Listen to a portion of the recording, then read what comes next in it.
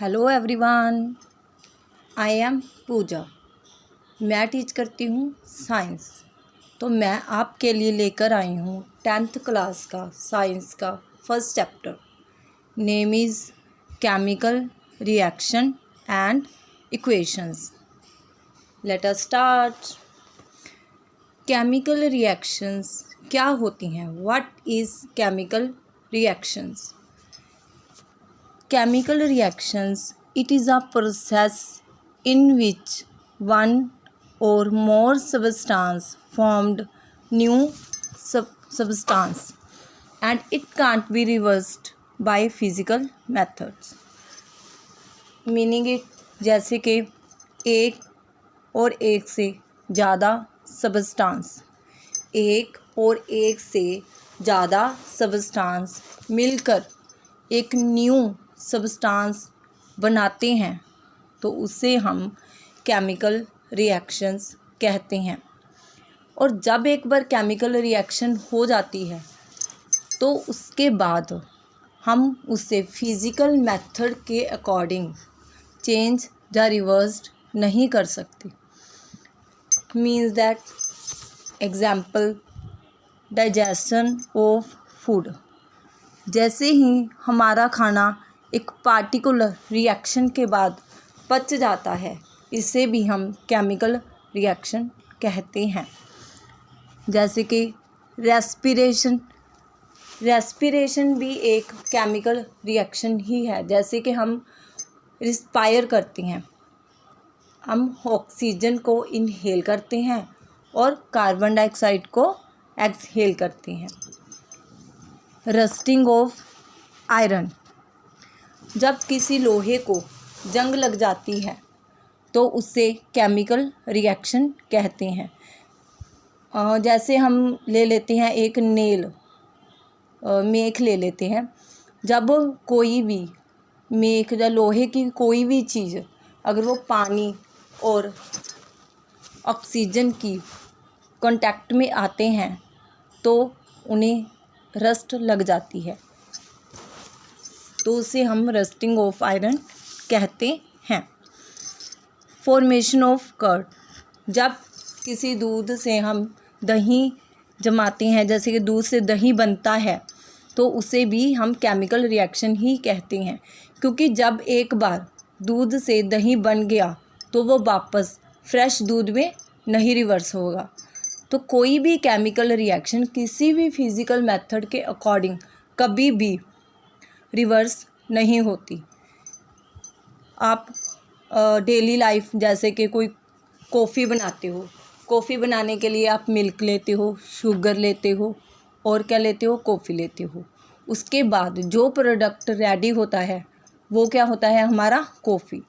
जो चीज़ें हमने कॉफ़ी बनाने के लिए ली, जैसे कि मिल्क लिया, शुगर लिया, कॉफ़ी ली, तो ये तीनों क्या हो गए, हमारे रिएक्टेंट्स हो गए। और इन तीनों से जो भी एक चीज़ बनी, कॉफ़ी बनी, तो वो क्या हुआ, प्रोडक्ट। तो ऐसा नहीं हो सकता जब एक बार कॉफ़ी रेडी हो गई तो उससे हम मिल्क या शुगर कोई भी चीज़ बाहर निकाल लें। ये ऐसा कभी नहीं होता। जैसे कि हमने बात की कॉफ़ी की, और मैं एक एग्जांपल और देती हूँ। जैसे कि आपने एक फ्रेश एप्पल ले लिया, उसे आपने कट कर लिया, हाफ़ एप्पल आपने खा लिया, हाफ़ एप्पल को आपने ऐसे ही रख दिया।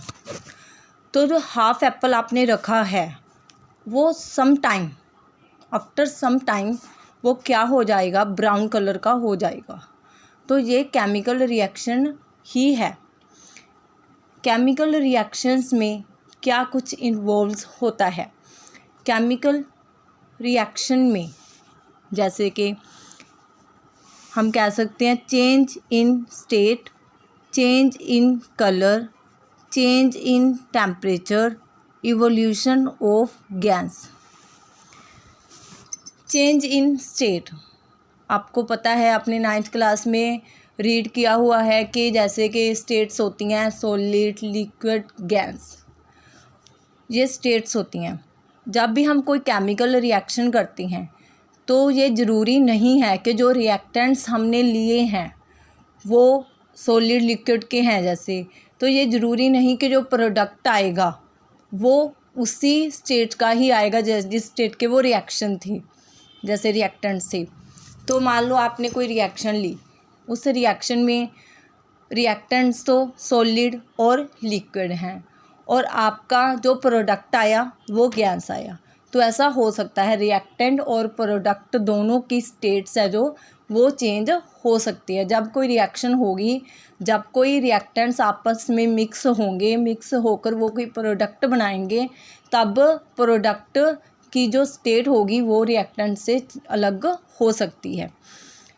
चेंज इन कलर, रिएक्शन होते टाइम उनका कलर भी चेंज हो सकता है। जैसे कि आपकी एक्टिविटी 1 दी हुई है, एक्टिविटी 1 में क्या कहा गया है? एक्टिविटी 1 में ये कहा गया है कि उन्होंने लेड नाइट्रेट ले लिया, lead nitrate plus potassium iodide. जब ये दोनों क्या है? रिएक्टेंट। जिन चीज़ों से मिलकर प्रोडक्ट बनता है वो रिएक्टेंट कहलाते हैं। जैसे कि lead nitrate plus potassium iodide. जब लेड नाइट्रेट और पोटाशियम आयोडाइड दोनों को मिक्स किया, मिक्स करने के बाद जो लेड आयोडाइड आया हमारे पास प्रोडक्ट बनकर और पोटाशियम नाइट्रेट बाहर निकल गया। तो जो लेड नाइट्रेट है और पोटाशियम आयोडाइड है ये वाइट कलर के होते हैं, इनका कलर वाइट होता है। और हमारे पास जो प्रोडक्ट बनकर आया, इन दोनों के मिक्सचर के बाद जो हमारा प्रोडक्ट बना वो हमारा येलो प्रेसिपिटेट बना। तो वाइट कलर था पहले तो लेड नाइट्रेट और पोटाशियम आयोडाइड। जब लेड नाइट्रेट में थोड़ा सा पानी मिक्स किया और पोटाशियम आयोडाइड में भी थोड़ा सा वाटर मिक्स किया, तो वो सॉल्यूशन, जब वो दोनों सॉल्यूशन बन गए, एक तो लेड नाइट्रेट का बन गया और एक पोटाशियम आयोडाइड का बन गया। जब उन दोनों वाइट कलर के सॉल्यूशन को आपस में मिक्स किया तो वो हमारा येलो कलर का बनकर आया।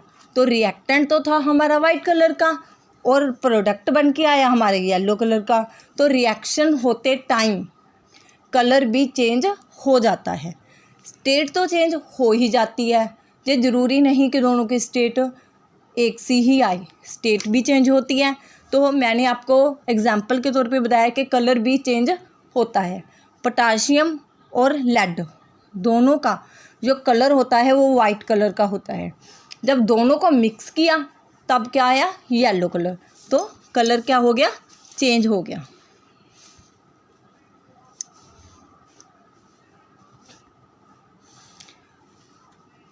अब हमारे पास इन्होंने कहा है कि change in temperature, change in temperature. तो रिएक्शन होते टाइम टेम्परेचर भी चेंज हो जाता है और गैसेस भी इवोल्यूट हो जाती हैं, मतलब गैसेस भी बाहर निकल जाती है। जैसे रिएक्टेंट में गैस थी और प्रोडक्ट में से गैस बाहर निकल गई, वो प्रोडक्ट बनकर आया सॉलिड का। तो ऐसे हो जाता है, चेंजेस होते हैं, स्टेट चेंज हो जाती है, कलर, टेम्परेचर, गैस इवोल्यूट हो जाती है, बाहर निकल जाती है। ये सब चीज़ें रिएक्शन होते टाइम इन्वॉल्व होती हैं केमिकल रिएक्शन में। तो अब आता है हमारा रिएक्टेंट्स। हमारे जो रिएक्टेंट्स होते हैं वो क्या होते हैं? Reactants who take part in chemical reaction. Reactants वो होते हैं जो केमिकल रिएक्शन में भागीदारी करते हैं, पार्ट लेते हैं। तो केमिकल रिएक्शन में अगर रिएक्टेंट्स ना होंगे तो प्रोडक्ट कहाँ से बनेगा? तो रिएक्टेंट्स केमिकल रिएक्शन में वो होते हैं जो मिक्स होकर एक प्रोडक्ट रेडी करते हैं।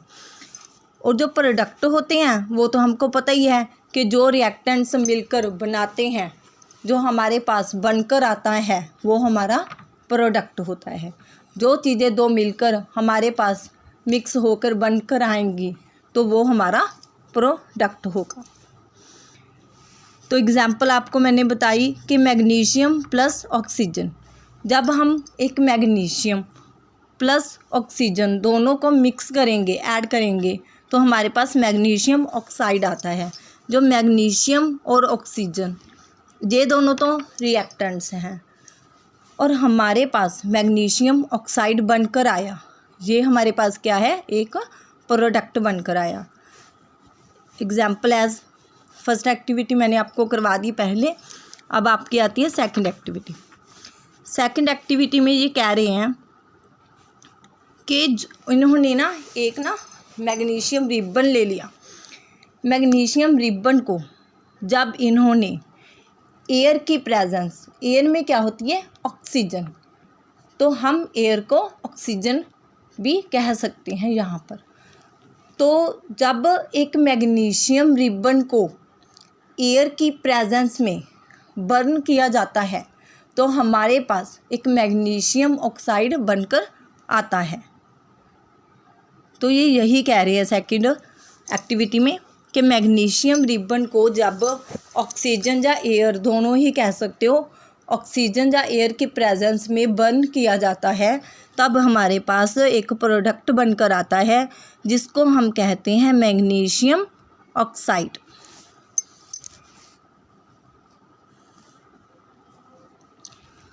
ओके फ्रेंड्स, ये मेरा था केमिकल रिएक्शन और इक्वेशंस का फर्स्ट पार्ट। तो मैं हर पार्ट में थोड़ा थोड़ा सा ही टीच करती हूँ ताकि बच्चों को अच्छी तरह से समझ में आए। तो thanks watch the video and मेरी इस वीडियो को लाइक करना, शेयर करना और सब्सक्राइब करना। Bye bye.